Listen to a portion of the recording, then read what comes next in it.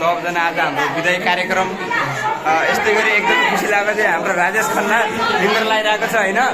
आज चाहिँ हाम्रो यो 10 क्लासको विदाई कार्यक्रम 2082 हाम्रो यो लेडीहरू होइन।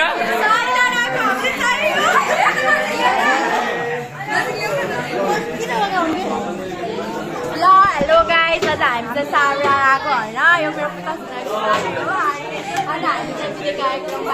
उहाँ चाहिँ 10 क्लासको अप्सरा होइन।